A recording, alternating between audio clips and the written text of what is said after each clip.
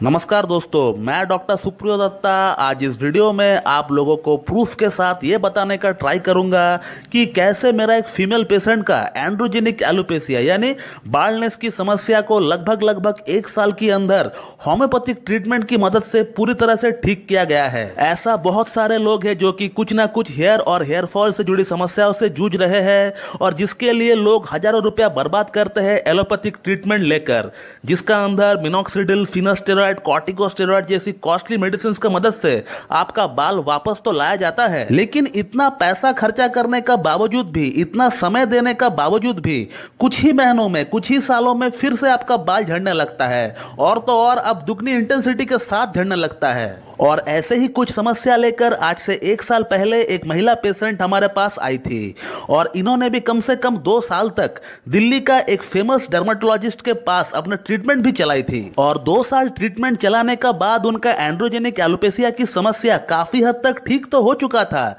लेकिन 1 से 1.5 साल बाद ही उनका कंडीशन फिर से ऐसा हो चुका था। और इस बीच इनको मेरा नंबर मिला मेरा चैनल के माध्यम से और इन्होंने मुझसे ऑनलाइन कंसल्टेशन लेना सही समझा और संयम रखकर इन्होंने ट्रीटमेंट को चालू रखा 1 साल 2 महीना तक। और अगर आप अभी का पिक्चर देखोगे जो कि मुझे उन्होंने 2 दिन पहले ही सेंड किया है तो फिर आप खुद भी यकीन नहीं कर पाओगे। तो ये है उनका अभी का कंडीशन 1 साल होम्योपैथिक ट्रीटमेंट कराने का बाद, और ये पिक्चर उन्होंने मुझे 2 दिन पहले ही सेंड की थी। तो एक कंडीशन 1 साल पहले ये जहां इनका स्कल बड़ी आसानी से दिख रहा है और एक कंडीशन ये जहां उनका 1 साल होम्योपैथिक ट्रीटमेंट कंटिन्यू करने का बाद उनका प्रॉब्लम लगभग 90% सॉल्व होता हुआ दिख रहा है और अभी भी इनका ट्रीटमेंट चल रहा है मेरे पास। और आशा करता हूं कि और कुछ महीनों बाद इनका केस को खत्म कर दिया जाएगा और इनको जिंदगी में और कोई होम्योपैथिक, एलोपैथिक, आयुर्वेदिक मेडिसिन की जरूरत नहीं पड़ेगी बालों के लिए, क्योंकि होम्योपैथी में जो डिजीज ठीक किया जा चुका है उसका रिकरेंसी का चांसेस 1% होता है, एकदम ना के बराबर आप कह सकते हैं। और अब आप लोगों में से बहुत लोग ये सवाल करेंगे कि आपने 1 साल का अंदर एंड्रोजेनिक एलोपेशिया को कैसे ठीक कर दिया, आपने ऐसा कौन कौन सी मेडिसिन यूज की है कि पेशेंट का केस लगभग 1 साल में सॉल्व हो गया। तो दोस्तों कौन कौन सी मेडिसिन यूज की गई है इस पर्टिकुलर केस में वो मैं आपको बिल्कुल बता दूंगा, लेकिन दोस्तों इसका मतलब ऐसा बिल्कुल भी नहीं कि जो मेडिसिन मैंने इस पर्टिकुलर केस में यूज किया है उसी मेडिसिन को आप भी अगर यूज करेंगे तो फिर आपका प्रॉब्लम सॉल्व हो जाएगा। ऐसा बिल्कुल भी मत सोचना दोस्तों, क्योंकि ये होम्योपैथी है और होम्योपैथी के अंदर एक ही डिजीज के लिए ढेरों मेडिसिन अवेलेबल होती है। Because homoeopathic medicine are applied to a patient according to the symptomatology of the patient, यानी ये एक ऐसा पैथी है जो कि सिम्टम्स पे काम करता है, लक्षण पे काम करता है आपका। जिसका जैसा लक्षण रहेगा उसको उसका लक्षण के आधार पर ही मेडिसिन दी जाती है और इसीलिए आपने देखा होगा कि होम्योपैथी में एक ही डिजीज के लिए ढेरों मेडिसिन अवेलेबल होती है। अब एंड्रोजेनिक एलोपेशिया की ही अगर हम लोग बात करें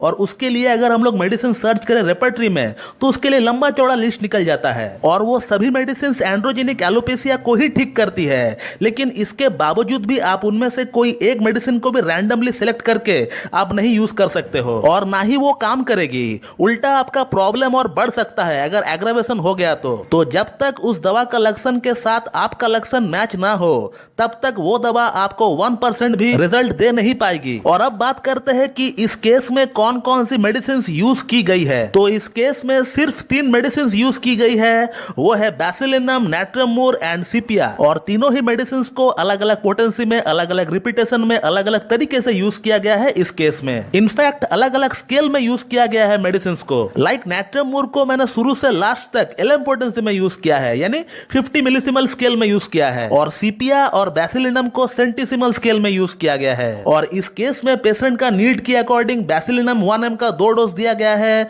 और बैसिलिनम 10 mg का 1 सिंगल डोज दिया गया है। और इस केस में सीपिया को 200 पोटेंसी में यूज किया गया है और हर 2-2 महीना में 1 सिंगल डोज करके यूज किया गया है। और नाट्रियम को शुरू से 11 पोटेंसी में ही यूज किया गया है इस केस में। 0/1 से हम लोग स्टार्ट किए थे और 0/2, 0/3 और अभी 0/4 चल रहा है। तो जो लोग कहते हैं कि होम्योपैथी काम नहीं करता है, होम्योपैथी बेकार है, homeopathy is the wastage of money, so they must see this video. आपको पता चल जाएगा कि होम्योपैथी काम करता है या नहीं। और आप लोगों से भी मेरा निवेदन है कि आप लोग इस वीडियो को ज्यादा से ज्यादा फैलाइए ताकि ताकि उन लोगों तक ये वीडियो पहुंच सके। तो दोस्तों, मेरा ये वीडियो बनाने का मकसद सिर्फ इतना है कि आप लोगों में से बहुत लोग ऐसे हैं जो कि अपना बालों से जुड़ी कोई ना कोई समस्या से जूझ रहे हैं, यहाँ वहाँ घूम रहे हैं, जिसने जो कह दिया वही ट्राई कर रहे हैं। तो उन लोगों को भरोसा दिलाने के लिए ही मैं ये वीडियो बना रहा हूँ। आपको कोई भी हेयर और हेयर फॉल से जुड़ी कंप्लेन क्यों ना हो, आप बिल्कुल होम्योपैथी को ट्रस्ट करें दोस्तों, और होम्योपैथी में ही अपना ट्रीटमेंट चलाएं। आपका शहर में, आपका गांव में जो भी बेस्ट होम्योपैथ है,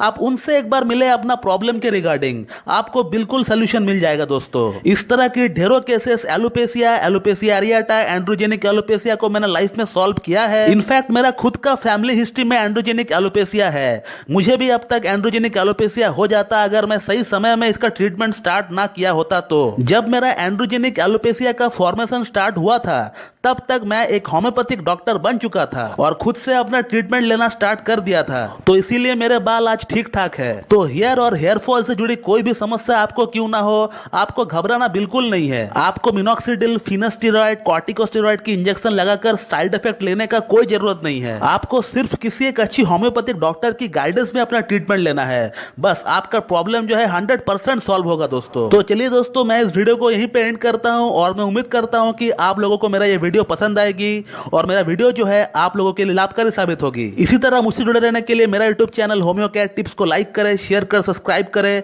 और बेल आइकन को दबाना बिल्कुल भी ना भूलें दोस्तों। So thank you very much and have a good day.